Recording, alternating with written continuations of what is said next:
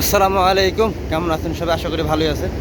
আমার পিছনে যে গাড়িটা দেখতে পাচ্ছেন, তো এই গাড়িতে আপনার গরুর জন্য খাবার আসছে এবং গাড়িটা দেখেন কত বড়।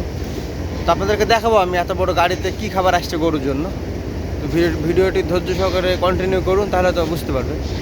আর আমার এই ইউটিউব চ্যানেলে নতুন থাকলে চ্যানেলটি সাবস্ক্রাইব করে দিন এবং ফেসবুক পেজ থেকে দেখলে পেজটি ফলো করে দিয়ে পাশেই থাকেন, যাতে করে সৌদি আরব গরুর খামার ভিত্তিক নতুন নতুন ভিডিও আপনাদের কাছে পৌঁছে যায় এবং আপনারা দেখতে পারেন। তো চলুন মূল ভিডিওতে চলে যাই। তো আপনারা যে গাড়িটা দেখতে পাচ্ছেন, এটা কিন্তু মাশাআল্লাহ অনেক বড় গাড়ি।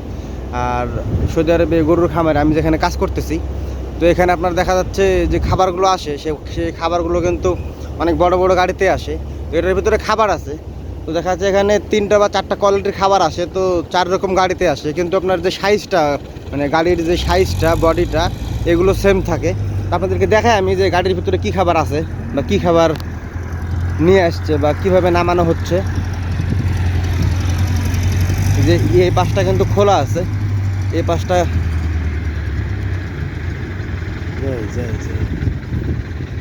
এই পাশটা কিন্তু খোলা আছে এবং খাবার নামানো হচ্ছে। এগুলো আপনার সম্পূর্ণ পটেটো চিপসের বস্তা। এই যে সম্পূর্ণ দেখেন বস্তা কীভাবে সাজায় রাখা আছে।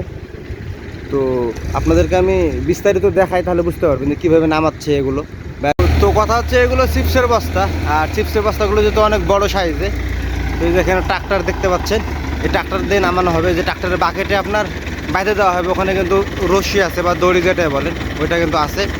ওইটা দিয়ে আপনার হচ্ছে যে বেঁধে দেওয়া হবে।